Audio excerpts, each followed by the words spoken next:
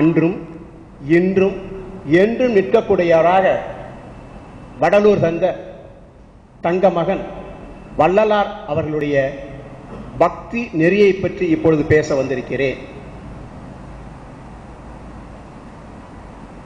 பக்தி நெறி வெஞ்சி நிற்கிறதா அல்லது அவர் காட்டக்கூடிய ஜீவகாருண்யம் நெஞ்சு நிற்கிறதா? இது கேள்வி.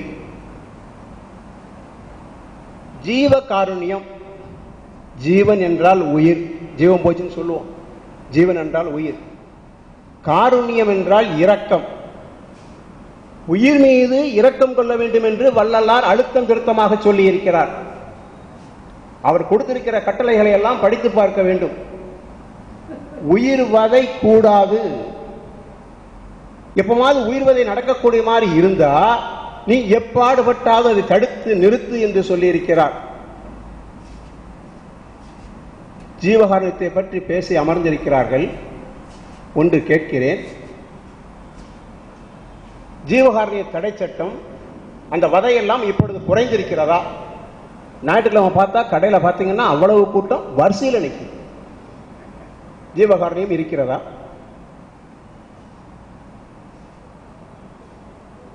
எங்க அது விஞ்சி நிற்கிறது? அது பசுவதைன்னு சொல்றாங்க. அதுக்கு தடை சட்டம் கொண்டு வரணும்னு சொல்றாங்க. அதுல உயிர் எல்லாம் ஒரே உயிர் தானே. ஓரறிவு, ஈரறிவு, ஆறறிவு வரைக்கும் எல்லாம் ஒரே தானே. ஏன் அந்த பசுவதைக்கு மட்டும் ஒரு முக்கியத்துவம் கொடுத்தார்கள் என்பதை எண்ணி பார்க்க வேண்டும். எல்லாம் உயிர்ப்பது ஏன் அதுக்கு மட்டும் சிறப்பு? எல்லோரும் பெண்கள் தான். அன்னையும் பெண் தான், மனைவியும் பெண் தான். அதுபோக பொது மகளிர் என்று ஒரு காலத்தில் இருந்தாங்க, அவர்களும் பெண் தான். யாரை நாம் எப்படி வைத்திருக்கிறோம் என்பது நமக்கு தெரியும். அதுபோலதான் அந்த பசுவதை தடை சட்டம். பசுக்களை கூட அப்படி அடிச்சு கொள்றீங்களே, வண்டி வண்டியா ஏற்றி கொண்டு வரீங்களே, ஜீவகாருண்யம் எங்கே வளர்ந்திருக்கிறது? இருக்கட்டும், பக்தி நெறி கொஞ்சம் வாங்க. ஒரு 15 ஆண்டுகளுக்கு அல்லது ஒரு 20 ஆண்டுகளுக்கு முன்பாக பிரதோஷம் என்ற சொல்லை எத்தனை பேர் கேள்விப்பட்டிருக்க முடியும்? இன்னைக்கு சனி பிரதோஷம் தான் இருக்க பிரதோஷமே முக்கியமானதுன்னு சொல்லி ஒரே கூட்டம். எவ்வளவு பேர் போறாங்க, எவ்வளவு கூட்டம், எவ்வளவு அர்ச்சனைகள். அப்ப அந்த பிரதோஷத்தினுடைய மகிமை 20 ஆண்டுகளுக்கு பிறகு இன்னைக்கு வளர்ந்திருக்குன்னு சொன்னா பக்தி நெறி வளர்ந்திருக்கா இல்லையா? சிந்தித்து பாருங்க. ஐயப்பன் கோயிலுக்கு போகக்கூடிய கூட்டம் இன்னைக்கு கூடியிருக்கா குறைஞ்சிருக்கா? திருப்பதி ஏழுமலையானுடைய கோயில வரக்கூடிய வருமானம் ஆண்டுதோறும் நாள்தோறும் எப்படி கூடிக்கொண்டே இருக்கிறது, கோடி கோடியாக கொட்டி கொண்டே இருக்கிறது என்றால் அங்கு பக்தி நெறி வளர்ந்திருக்கிறதா இல்லையா? இதெல்லாம் நினைச்சு பார்க்க வேண்டாமா? எத்தனை செய்திகளை சொன்ன. பாத யாத்திரை பாருங்க, பழனில சாரையாக அப்படியே எறும்பு ஊறுவது போல அந்த போயிட்டே இருக்காங்களே, காவடியை தூக்கி கொண்டு சாரையாக ஊர்ந்து செல்லக்கூடிய அந்த கூட்டத்தை பார்ப்பதற்கு அவர்களுக்கென்று ஒரு தனியாக ஒரு பாதை, தனிச்சாலையை அமர்த்து இன்று பக்தி நெறியை வளர்த்துக் கொண்டிருக்காங்கன்னு சொன்னா எந்த அளவுக்கு இன்று பக்தி நெறி வளர்ந்திருக்கிறது என்பதை பார்க்க வேண்டும். ஜீவகாருண்யத்தை வலியுறுத்தல புத்த பகவானுக்கு பிறகு வள்ளலார் தான் அதை வலியுறுத்தியிருக்கார். ஜீவகாருண்யம் உயிர்கள் மீது கொண்ட இரக்கமானது முதல்ல புத்த பகவான் வலியுறுத்தி சொல்றாரு. அந்த புத்த பிரானுக்கு பிறகு சொன்ன ஒரு பெருமைக்குரியவர் யாருன்னா வடலூர் தந்த வள்ளலார் பெருமகனார். ஆனா அதை வள்ளலாரால் வழிநடத்த முடியவில்லை. அந்த ஜீவகாருண்யத்தை வள்ளலாரால் வழிநடத்த முடியவில்லை. அதனாலதான் அவரே சொல்றார், நான் சொல்லல, கடை விரித்தேன் கொள்வார் இல்லைன்னு சொல்றார். நிறைய செய்திகளை சொல்லி பார்க்கிறேன், எல்லாரும் நல்லா இருக்குன்னு சொல்லி பார்க்க, எடுத்துக்கிறதுக்கு ஆள் இல்லையே. ஜீவகாருண்யத்தை பத்தி நான் பேசியிருக்கேன், நிறைய சொல்லி இருக்கிறேன். ஆனா யாரும் எடுத்துக்க மாட்டேங்காங்களே. இன்னைக்கு எந்த அளவுக்கு அது வசந்து அதிகமான அளவுக்கு இன்னைக்கு போயிருக்குன்னு பாருங்க, கொலை. அதனாலதான் அவரே சொல்றாரு, கடை விரித்தேன் கொள்வார் இல்லை. அவர் வாயாலேயே சொன்ன வார்த்தை. அருட்பெருஞ்சோதியும் தனிப்பெரும் கருணையும் அன்பினால் கிட்டுவது. அந்த ஜீவகாரணத்தினுடைய அடிப்படையே அன்பு தானே. ஜீவகாரியம் வேணும்னா என்ன வேணும்? அன்பு வேணும். அதுலன்னா ஜீவகாரியம் நடக்காது, இருக்காது. அந்த அன்பினுடைய வெளிப்படை தான் பக்தி. பக்தி நெறின்னு ரொம்ப அழகா சொல்லிட்டு போனாங்க. பக்தி நெறிங்கிறதுல இவங்க என்ன சொன்னாங்கன்னா, கோயில கூட்டம் இருக்கு, சாரசாரையா போறாங்க, திருவாசகம் படிக்காங்க. பக்தி நெறினா நான் வந்து ஒரே ஒரு பக்தி புறம் எப்படி போயிட்டு இருக்குன்னா சுயநலமா போயிட்டு இருக்கு. பக்திங்கிறது வந்து அதிகமான சுயநலம் தான். ஆனா வள்ளலார் வந்து சுயநலத்தை என்னைக்குமே விரும்பினது கிடையாது. பக்தியில் உள்ளவங்க கோயிலுக்கு போயிட்டு சொல்றாங்க, நெய் விளக்கு போடுதாங்க. எதுக்காண்டி? என் பிள்ளை இன்ஜினியர் ஆகட்டும், என் பிள்ளை கல்யாணம் நடக்கட்டும், என் பிள்ளை டாக்டர் ஆகட்டும், இதுக்கு தான் போறாங்க. நீங்க போற ஏதாவது பக்தி பாத்தீங்களா? திருவாசகம் முற்று ஓதல் நடத்துறாங்க, ஒரு 40 பேரை கூப்பிடுதாங்க, பஜனை நடத்துறாங்க, சாப்பாடு போடுதாங்க. அதோட ரிசல்ட் என்ன? என் வீடு நல்லா இருக்கட்டும். ஜீவகாரணியங்கிறது வந்து எப்படின்னா பொதுநலம். என்னைக்கு ஒரு நாட்டில் வந்து பொதுநலம் எல்லாத்தையும் வந்து எல்லா மக்களும் நல்லா வாழணும்னு நினைக்காங்களோ அந்த நாடு தான் நல்லா இருக்கும். இப்போ உதாரணத்துக்கு ஒரு சின்ன உதாரணம் சொல்றேன். 108 ஆம்புலன்ஸ் திட்டம் அது எதுக்காக உருவாக்கப்பட்டது? பொதுநலம். அந்த பொதுநலத்தில் வந்து எங்கேயாவது ஒரு விபத்து நடந்தா உடனே 108 ஆம்புலன்ஸ்ல கொண்டு போறாங்க. இதுக்கு வழிகாட்டியாரு? வள்ளலார் தான். வள்ளலார் வந்து எப்பவுமே என்ன சொன்னார்னா, வாடிய பயிரை கண்டு வாடினேன்னாரு. அதே மாதிரி மக்களுடைய எண்ணிக்கை வந்து துன்பத்தை கண்டு அரசு வந்து செயல்படுதோ அந்த 108 ஆம்புலன்ஸ் திட்டத்தை வந்து தமிழ்நாடு லெவல்ல சர்வே எடுத்தா 100% வரவேற்கிறாங்க. யாராவது 108 ஆம்புலன்ஸ் திட்டம் தவறு இல்லை, அரசு தேவையில்லை, தேவையில்லாம செலவுன்னு சொல்றாங்களா? இல்ல. இது எது? ஜீவகாருண்ய வளர்ச்சிக்கு இது ஒரு எடுத்துக்காட்டு. இதை வந்து யாராவது மறுக்க முடியுமா? இல்ல. இதே மாதிரி நமது முன்னாள் முதல்வர் எம்ஜிஆர் அவர்கள் வந்து எஸ்.வி. சுப்பையா அவர்கள் வந்து வள்ளலார் விழாவை நடத்தினாங்க. அந்த விழாவுக்கு போயிருக்கும் போது எம்ஜிஆருடைய துணைவரும் போயிருந்தாங்க. போயிருக்கும்போது அந்த விழாவுக்கு வந்து வளநாடு சாது சித்தர் சுவாமி அவர்கள் வந்து அந்த விழாவை நடத்த வந்திருந்தாங்க. அந்த நிகழ்ச்சியில் எம்ஜிஆர் போனோன்னா வளநாடு சித்தர்கிட்ட வந்து எஸ்.வி. சுப்பையா அவர்கள் போய் சொன்னாங்க, முதல்வர் வந்திருக்காருன்னு சொல்லி. அப்ப சித்தர் வந்து அமைதியா இருந்து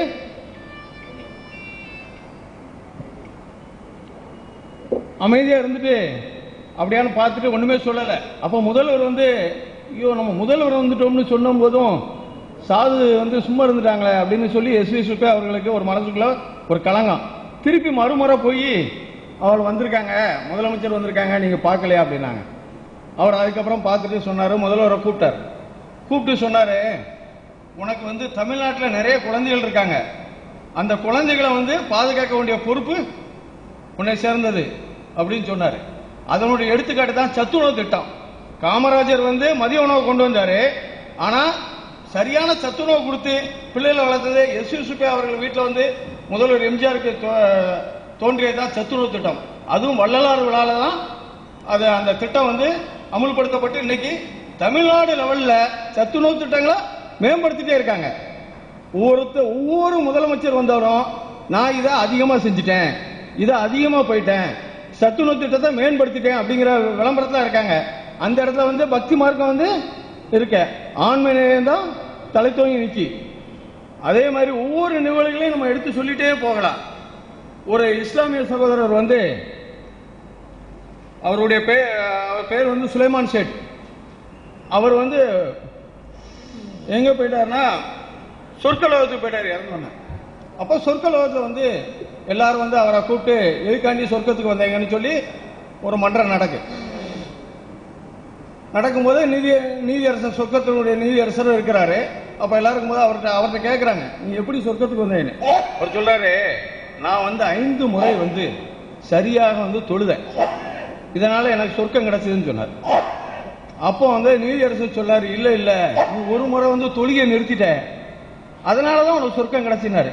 இல்லையே, நான் சரியான தொழுகை நடத்தினாதான் சொர்க்கம் கிடைச்சது அப்படின்னாரு. இல்ல நீ ஒரு நாள் ஒரு முறை தொழுகையை நிறுத்திட்ட, அதுலதான் உனக்கு சொர்க்கம் கிடைச்சினார். எப்படி அப்படின்னு கேட்டாரு.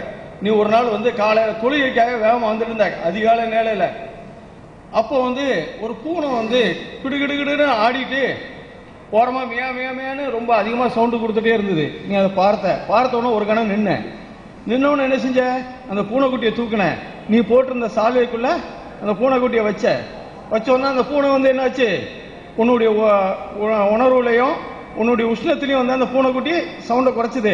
கொஞ்ச நேரத்தில் அந்த பூனைக்குட்டியோடைய உடல்ல வந்து உஷ்ணம் ஏறி ஆரோக்கியமாயிட்டு நீ நைஸா கொண்டு வந்து தொழுகை கூடத்துக்கு வெளியே விட்டுட்டு தொலை போனேன். அதுக்குள்ள தொழுகை முடிஞ்சு எல்லாரும் வந்துட்டாங்க. அந்த ஒரு நாள் செய்த புண்ணியத்தினால தான் நீ சொர்க்கத்துக்கு போன. ஆனா தொழுகை 5 நேரம் தொழுகைனால சொர்க்கத்துக்கு போல, ஒரு நாள் செய்த. அதே ஜீவகாரணிய முறையில எத்தனை சிவன் கோயிலுக்கு போனாலும் சரி, எத்தனை முறை நீ நெய் விளக்கு ஏத்தினாலும் சரி, அது ஜீவகாரணியத்துக்கு ஈடு வராது. அதான் வள்ளலார் எப்பவுமே என்ன சொல்லியிருக்காரு, வயிற்றுக்கு உணவிடுதல் அணையா ஜோதி ஏத்தி இன்னைக்கும் அனைவருக்கும் உணவளித்து இருக்காரு. எம்ஜிஆர் தொடர்ந்தார், அதற்கு பிறகு முதலமைச்சர்கள் எல்லாம் தொடர்ந்தார். காமராஜர் முதலும் மூலமும் அவர்தான். மதிய உணவு திட்டத்தை கொண்டு வந்த முதல்வர், முதலமைச்சர் மட்டுமல்ல, முதல்வர். அதை ரொம்ப அழகாக தெளிவுபடுத்தினார். அழிப்பசியை தீர்த்தவர், அழிப்பசி தீர்த்தவர் அவர்தான். ஒரே ஒரு குரலுக்கு பொருத்தமானவர். அந்த பசியை தீர்த்து வைத்த கர்ம வீரர் தான் ஒரே ஒரு குரலுக்கு பொருத்தமானவர். இசைவிட வாழ்தல் அது உள்ளது ஊதிய உள்ள உயிருக்கு. இந்த உலகத்துக்கு பிறர் உண்ணும் பொழுது அவர்களை பார்த்து ரசித்து அவர்கள் பசியை தீர்க்கிறதான் இந்த குரல் பொருந்தும். ஈதல் இசைவிட வாழ்தல் அது உள்ளது ஊதிய உள்ள உயிர்க்கு என்று சொன்னார் என்று மதிப்புமிக்க பொற்பொருள் அவர்கள் எடுத்து காட்டினார். என்னதான் சொல்லுங்கள், இருந்தாலும் பக்தி நெறியே என்று சொல்ல வருகிறார். ஒன்றே ஒன்று முருகன் இளங்கோவர்கள் சொல்வதற்கு முன்பு சொல்கிறேன்.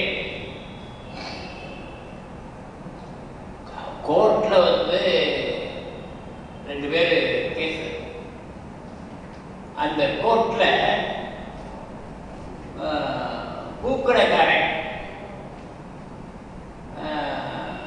பூக்கடைக்காரனுக்கும் கேஸ், ஏலக்கடைக்காரனுக்கும்.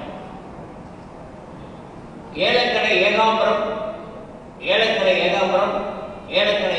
3 முறை சொன்னான்.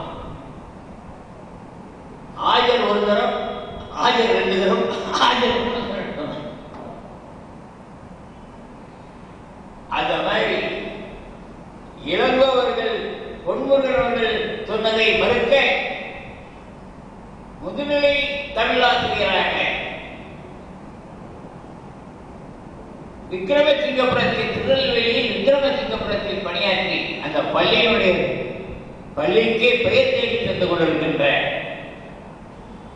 இளங்கோவர்கள், தயவுதிர் இளங்கோவர்கள் பக்தி நெறியே என்று உரைக்க என்னுடைய வாதத்தை முன்வைக்கலாம் என்று நினைக்கிறேன். ஐயா அவர்கள் சொல்லும் பொழுது சொன்னார், அறிந்து மாணவராய் பிறந்தல் அறிந்து, அறிவு சென்று பேரு நீங்கி பிறந்தல் அறிந்து. உலகத்திலேயே மனிதன் பிறவி மாண்புடையதுதான், மகத்தானதுதான். அந்த பிறவி சிறப்படைகிறது என்று சொன்னால் மனிதனாக வாழ்கிறது. இப்ப நம்ம கேள்வி என்னன்னா, வள்ளலார் தந்தையும் சொல்லி இருக்கிறார், பக்தியையும் சொல்லி இருக்கிறார், ஜீவகாரத்தையும் சொல்லி இருக்கிறார். எதை அதிகமாக சொல்லி இருக்கிறார்?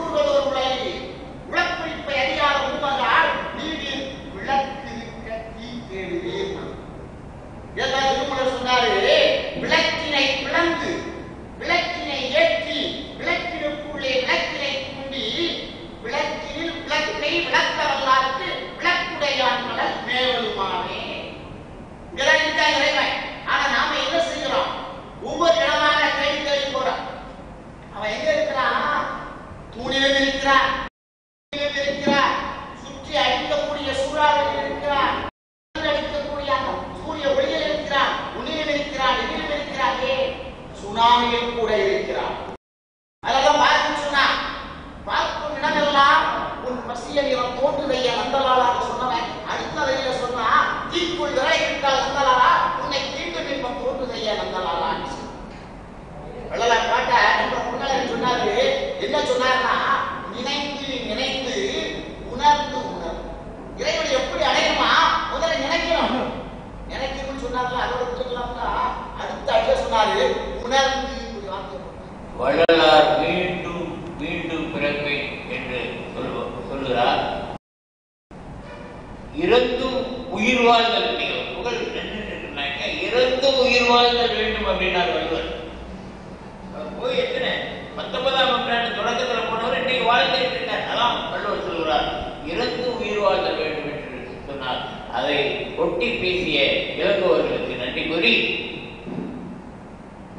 பக்தி அல்ல ஆன்மீக நெறிதான் என்று ஒரு பள்ளி நிர்வாகி, சிவபிரகாச சபை நற்பணி மன்ற துணை செயலாளர் மதிப்புமிக்க முத்துசாமி அவர்கள் உங்களிடத்திலே ஆன்மீக நெறியை, ஜீவகாருண்ய நெறியை என்று பேச வருகிறார். உயிரை காக்கின்ற ஒரு மகாத்மாவாக இன்றைக்கு நம்மிடையே இன்னும் வாழ்ந்து கொண்டிருக்கிற ஒரு வள்ளலாரை பற்றிய ஒரு சிறிய கருத்தை மட்டும் சொல்லி நான் விடைபெறுகிறோம் என்று கருதுகிறேன். பக்தியை பற்றி நான் குறை சொல்லவில்லை, அது எல்லோருடைய ஆத்மாவிலும் உள்ளுணர்வும் இருக்கிறது. காருண்யத்தை பற்றி கூறிய வார்த்தை ஜீவ காருண்யம் என்று வள்ளலார் ஒரு புத்தகத்தை எழுதியிருக்கிறார். ஜீவ காருண்ய ஒழுக்கம், தனிமனித ஒழுக்கம் என்பது இந்த மனிதத்திலே மிக குறைந்து வருகின்ற இந்த காலகட்டத்தில் ஒழுக்கத்தை பற்றி அதிக அளவிலே குறிப்பிட்டிருக்கிற வள்ளலார் மிகவும் மிகவும் முக்கியம் வாய்ந்த ஒரு மனிதராக வாழும் வள்ளலாராக.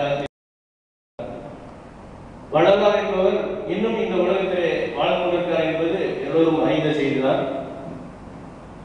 வள்ளுவர் போதித்தார், வள்ளலார் சாதித்தார் என்பதை எங்களுடைய கவிஞர் கணேசன் அடிக்கடி எங்களிடத்திலே சொல்லுவார். அதையே நான் உங்களிடம் சொல்கிறேன்.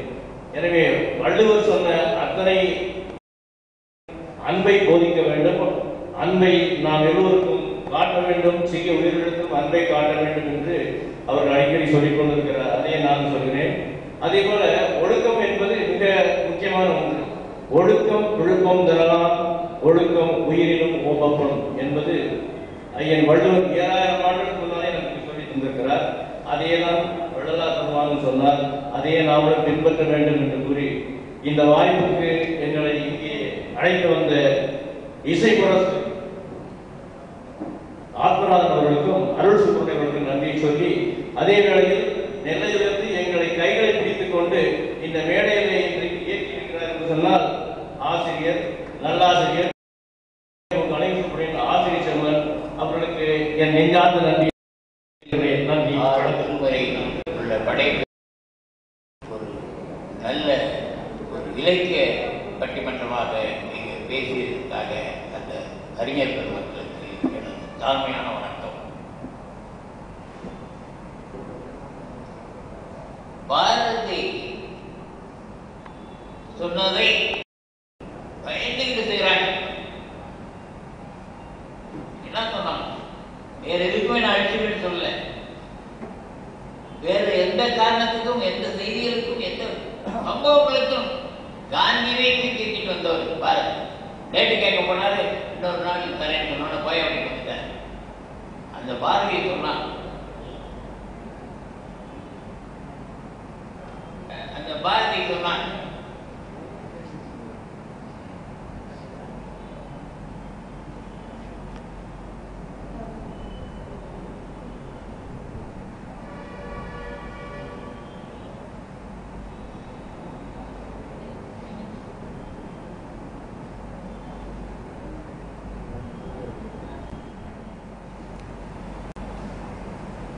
தீர்ப்புக்கு முன்பு நெல்லையிலிருந்து இவர்களெல்லாம் அழகுபட ஒருங்கிணைத்து கொண்டு வந்திருக்கின்ற நெல்லாசான் திரு கணபதி சுப்பிரமணியம் அவர்கள் உங்களிடத்திலே ஒரு 2 வார்த்தை நன்றி உரை சொல்லி அதற்கு பிறகு தீர்ப்பு கொள்வோம்.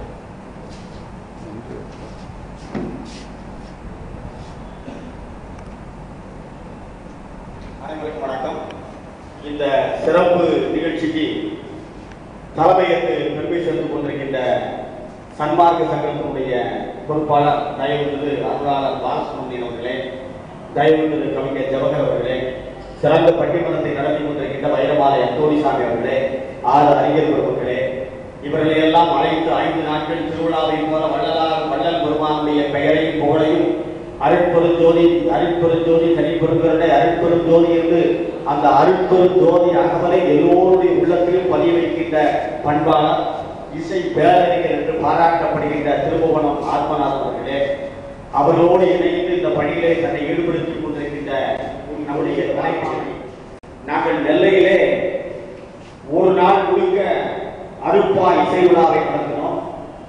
அப்போது பட்டிமன்றத்தை அங்கே நடத்தினோம்.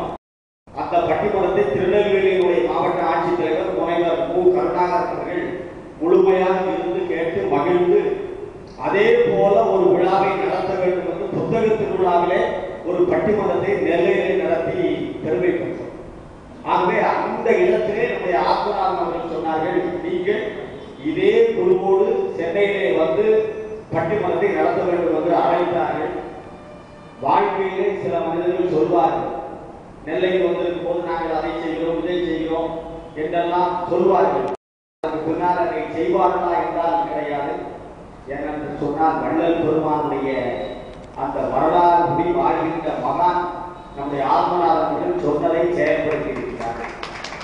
எங்களை எல்லாம் சென்னையிலிருந்து இங்கே வர வைத்து இந்த விழாவை கலந்து கொள்கின்ற வாய்ப்பை வழங்கியிருக்கிறார் என்று சொன்னால் வள்ளல் பெருமானுடைய வார்த்தைகளுக்கு இசை வடிவம் கொடுத்து வெளிநாட்டிலும் அந்த வள்ளல் பெருமானுடைய வார்த்தைகளை வலம் வரை செய்திருக்கின்ற ஒரு பண்பாளர் என்று சொன்னால் அது இசை மாமேதை இசை பேரறிஞர் ஆத்மநாதன் ஒருவராகத்தான் முடியும் என்று சொன்னால் அது வள்ளல் பெருமான் நினைத்து இவர் மூலம் செயல்படுத்தி கொண்டிருக்கிறார். வள்ளல் பெருமானை பற்றி நாம் நினைக்கும் போது அவருடைய இல்லத்திற்கு சிவபெருமானை வருகை என்று அந்த தாயாரிடம் சொல்கிறார். உயிர்களுடைய பசியை போக்கக்கூடிய கருணை உள்ளம் படைத்த மகான் ஒருவன் உங்களுக்கு மகனாக பிறப்பான் என்று அருள்வாக்கு கூறுகின்றார். ஆகவே சிவபெருமான் சொன்ன அருள்வாக்கின்படி அந்த குழந்தை அங்கே பிறக்கிறது. உயிர் ஊர் பாடுவார் சிலர், ஓயாமல் செல்வம் உதவி செய்வோர் பேர் பாடுவார் சிலர், பிரியா விடையரும் பெண்களில் கூட சீர்பாடுவார் சிலர், ஸ்ரீ ராமலிங்க தேசியர் போல் ஆறுவாடுவார், கேட்டே போதே புலன்கள் அடங்கிடுமே என்று கேட்டவுடன் 5 புலன்களும் அடங்குகிற அருட்பாவை தந்த அருள் வல்லல் நம்முடைய ராமலிங்க பெருமான் வள்ளலார் சுவாமிகளை குறிப்பாக முடியாது. 1ஆம் நூற்றாண்டிலே திருவள்ளுவர் பிறந்தார், 3ஆம் நூற்றாண்டிலே மாணிக்க வாசகர் பிறந்தார், 5ஆம் நூற்றாண்டிலே திருமூலர், 7ஆம் நூற்றாண்டிலே நாவுக்கரச சம்பந்தர், 9ஆம் நூற்றாண்டிலே சுந்தரர், 10ஆம் நூற்றாண்டிலே பட்டினத்தடிகர், 11ஆம் நூற்றாண்டிலே மெய்கண்டார், 15ஆம் நூற்றாண்டிலே அருணகிரிநாதரும், 18ஆம் நூற்றாண்டிலே திருமான தாய்மானவர் பிறந்த அருள்பாலித்தார்கள். 5 முதல் 10ஆம் நூற்றாண்டுக்குள் ஆழ்வார்கள் 11 தோன்றி இந்த அருளாளர்களால் பணி செய்தார்கள். ஆனால் இவர்களுக்கெல்லாம் மணி மூடம் சூட்டியது போல 19ஆம் நூற்றாண்டிலே அருள்பாலித்து உயிர்களெல்லாம் வளம் பெற வேண்டும், புதுமை அல்லே தொட்டு தொட்டு உணவு பூங்கடலுக்கு அன்பு பூண்டவன் கான் என்று ஆண்டவனுக்கு பரம்பரையாக பல்வேறு பிறவிகளிலே அருள்பாலித்த இந்த சித்தர் பரம்பரையிலே அவதரித்த மகான் தான் நம்முடைய வள்ளலார் சுவாமிகள் என்பதை பார்க்கிறோம். திருவாசகம் தான் வள்ளலார் வழிபட்ட ஒரு நூல். வான்கலந்த மாணிக்க வாசகனின் வாசகத்தை நான் கலந்து பாடுங்கால், நான் கருப்பம் காற்றிலே தேன் கலந்து பால் கலந்து செருக்கணி தீ சுவை கலந்து என் ஊன் கலந்து உயிர் கலந்து ஓட்டாமல் இனிப்பதுவே என்று அந்த மாணிக்க வாசகனுடைய அந்த அருள் வார்த்தைகளை கூறுகிறார். அதாவது பாலை கொடுத்து ஆட்கொண்டான் என்பதுதான், சூளை கொடுத்து ஆட்கொண்டான், நூலை கொடுத்து ஆட்கொண்டான் என்று ஓலை கொடுத்து ஆட்கொண்ட பெருமான். ஆனால் நம்முடைய திருவடி வீழ்ச்சியை நம்முடைய பெருமானுக்கு வழங்குகிறார். நேரிலே வந்து 23/5/1867 நம்முடைய சத்திய தர்மசாலை தொடங்கி இருக்கிறார்கள். அந்த தர்மசாலையிலே ஒரு சிவனடியாராக வந்து உணவு அருந்திவிட்டு நம்முடைய வள்ளலாரோடு படுத்திருந்து அவருடைய திருவடியை நம்முடைய வள்ளலார் பெருமானுடைய தலையிலே வைக்கின்றார். அப்போது வள்ளலார் ஒரு சிவனடியார் தன்னுடைய தலையிலே திருவடியை வைக்கிறார் என்று அந்த 2 திருவடிகளை எடுத்து சிவபெருமான் தன் உருவை காட்டி உனக்கு திருவடி தீட்சையை செய்வதற்காக நான் வருகை வந்திருக்கிறேன் என்று வள்ளல் பெருமானுக்கு அருள் பாலிக்கின்றார். சிவபெருமானுடைய சாட்சாத் அருள் பெற்று அருளாளன் சிதம்பரத்திலே எப்படி அந்த சிதம்பர ரகசியம் கிடைத்த போது கலகலவென்று உலகத்திலே யாரும் சிரிக்காத நகைக்காத அந்த நிலையை இந்த உலகிற்கு உணர்த்தி சிதம்பரத்து பெருமானோடு ஒன்றாக கலந்திருக்கின்ற அந்த வள்ளல் பெருமான் சிவனுடைய திருவடி தீட்சை கிடைத்த உடனே படிக்கின்றார். நீ நினைத்த நன்மையெல்லாம் யாம் அறிந்தோம் நினையே நேர்கால வந்தாம் என்று என் முடிமேல் மலர்கால் தான் நிலைக்க வைத்து அருள் படித்திட நான் செருக்கி தாழ்வு எடுத்து அப்புறத்தே வைத்திருத்தேன். 2 காலையும் அப்புறப்படுத்தி விட்டேன். நகைத்தே என் நினைத்தாய் இவ்வளவு சுதந்திரம் என் மகனே எனக்கு இல்லையோ? என் மகனே வள்ளல் பெருமானே உன்னுடைய தலையிலே என்னுடைய திருவடியை வைக்க எனக்கு அனுமதி இல்லையா என்று அருளி என்னை ஆண்ட குருவே தேன் நிலைத்த தீபாகே சர்க்கரையே கனியே தெய்வ நடந்த அரசே என் சிறுமொழி ஏற்றவுளே என்னுடைய சிறிய மொழியை ஏற்றவுளே என்று சொல்கின்றார். உலகத்திலே ஒரு புரட்சி துறவி என்று சொன்னால் பக்தி நெறியா ஆன்ம நெறியா என்று சொன்னால் பக்தி என்று சொன்னால் எல்லோரும் பக்தி செலுத்திக் கொண்டிருக்கிறார்கள். ஆனால் ஜீவகாருண்ய நெறியிலே இருந்தால் அந்த இறைவனுடைய திருவுருள் உடனடியாக கிடைக்கும் என்பதை நாம் நினைத்து பார்க்க வேண்டும். கர்ணன் வாரி மாறி கொடுத்தான். பக்தி மார்க்கத்திலே இருந்தால் ராவணன் ஜீவகாருண்யத்திலே அவனுக்கு அறிவு வந்து கிடைத்தது. எப்போதும் வாரி வாரி கொடுத்தான். எல்லோருடைய உள்ளத்திலும் இடம்பெற்றான் கர்ணன். விஸ்வரூப தரிசனத்தை பரந்தாமன் கொடுத்தான். ஆனால் ராமநேயத்திலே யார் கிடைக்கின்றார்களோ நான் சொல்றேன்னா ஆடு வெட்ட போது எவனுக்கு கண்ட தண்ணீர் ஓடுதோ அது வள்ளல் பெருமானுடைய மகன். ஆனா அடுத்த இருக்கிறது. அதனால் சுருக்கமாக தீர்ப்பு கூறினால் நலமாக இருக்கும். திருவொற்றியூர், சென்னையில் உள்ள திருவொற்றியூர் அருகே பார்த்தசாரதி கோயில் ஒன்று உண்டு. அங்கே ஒரு நிர்வாண சாமி உட்கார்ந்துக்கிட்டே போறவங்களெல்லாம் பார்த்து இந்த பண்ணி போகுது, இந்த ஆடு போகுது, இந்த மாடு போகுது, இந்த பேய் போகுது, பெசாது போகுதுன்ட்டு போறவங்களெல்லாம் திட்டிட்டு இருந்தாங்க. அந்த பாதையில வள்ளலார் போறார். போகும்பொழுது இதோ ஒரு மனிதன் போகிறார் என்று அந்த நிர்வாண சாமியார் சொன்னார். அவரை மட்டும்தான் மனிதனாக ஒரு கண்ணுக்கு தெரிந்திருக்கிறது நிர்வாண சாமிக்கு. நிர்வாண சாமி அருகே போய் நீங்க இங்கிருந்து போய்விடுங்கள், நிர்வாணம் வள்ளலாரை பார்த்தோம் மாடு ஆடு போது சொல்லிட்டு வள்ளலாரை பார்த்தோம்னா ஏதோ மனிதன் போறான்னு சொல்லிட்டு கீழே இருந்த ஒரு சாக்கு எடுத்து கட்டிக்கிட்டார் திருவொற்றியூரில்.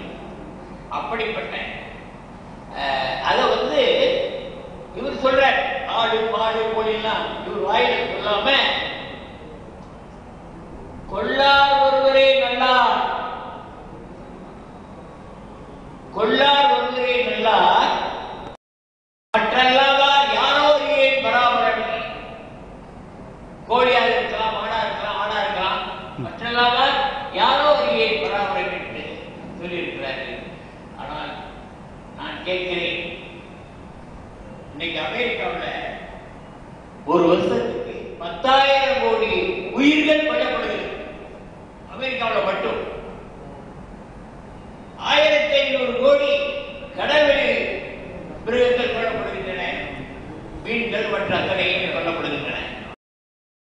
அமெரிக்காவில் மட்டும் நம்ம நாடு முழுவதும் உலகம் முழுவதும் எத்தனை உயிர்கள் வள்ளலார் சொல்லியும் இவ்வளவு உயிர்கள் கொல்லப்படுகிறாங்க. ஒரு வள்ளலார் பண்றா இன்னும் எவ்வளவு உயிர்கள் போகும். தமிழ்நாட்டிலே அதில் நெல்லை மாவட்டத்தில் வந்திருக்கின்ற கணபதி அவர்கள் நெல்லை மாவட்டம் 75 விழுக்காடு தேர்தல் ஓட்டு மாதிரி அங்கே அப்படித்தானே கணபதி அவர்களே 75 விழுக்காடு இருக்கிறார்கள். நான் ஒன்றை மட்டும் உங்களிடத்தில் கேட்கிறேன், ஆடு மனிதன் இறந்தால் காவேரி கரை கணபதி அவர்களே, மனிதன் இறந்தால் அவனை அடக்கம் சொல்லியிருக்காள்.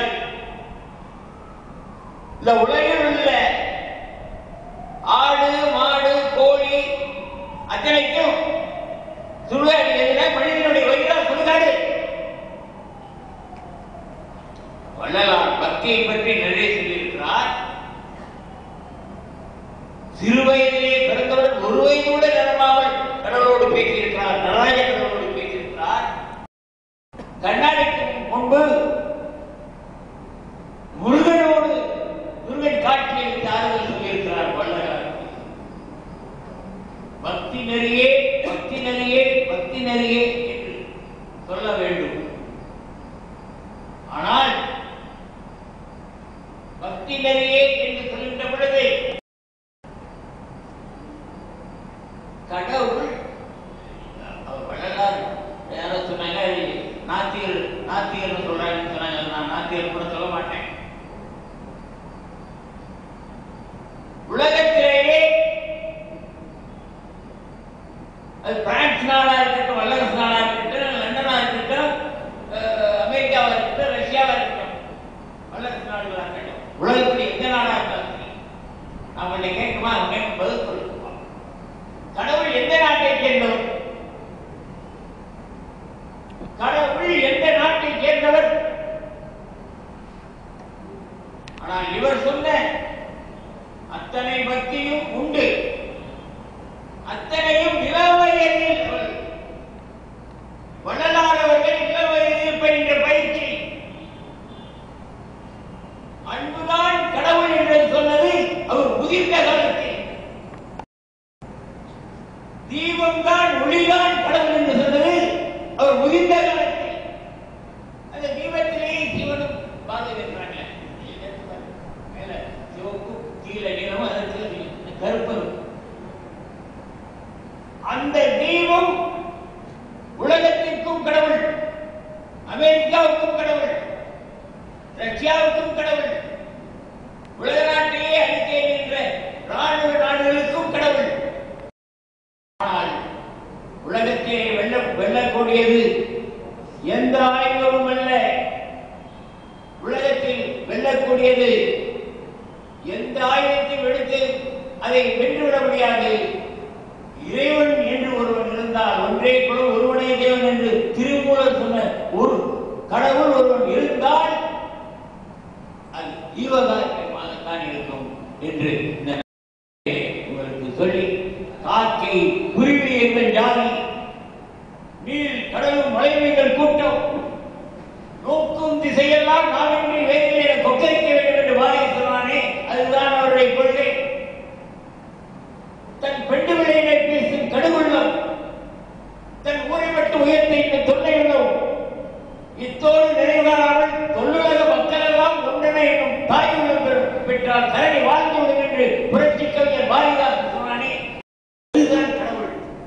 ஈவகாரனை தான் கடவுள் என்று அதிகமாக பக்தி என்றாலும், பக்தியில் தெளித்தாலும் கவித்தால் நீங்கினால் கூட வள்ளலார் ஈவகாரணியமை ஈவகாரணியமை என்று கூறி இந்த பட்டிமன்றத்தை இனிதாக முடித்து இங்கு பேசிய 6 அரிய மக்களுக்கும் ஒரு சின்ன கவிதையை வாழ்த்தி, படிக்கின்ற மாணவர்கள் ஆசான் கண்டார், பாவையர்கள் காதலனை மனத்தால் கண்டார், துடிக்கின்ற மலரை எல்லாம் தாயை கண்டார், தோல் கொடுக்கும் நண்பரெல்லாம் துணையை கண்டார், குடிக்கின்ற செயலின் பின் வெற்றி கண்டார், முந்தையர்கள் புகழ்கான தன்மையை கண்டார், அடிக்கின்ற காற்றுள்ளே சென்றல் கண்டார், அத்தனையும் உங்கள் பேசி அமைய கண்டோம் என்று கூறி ஈவகாரணியமே ஈவகாரணியமே ஈவகாரணியை கூறி விடுகின்றேன்.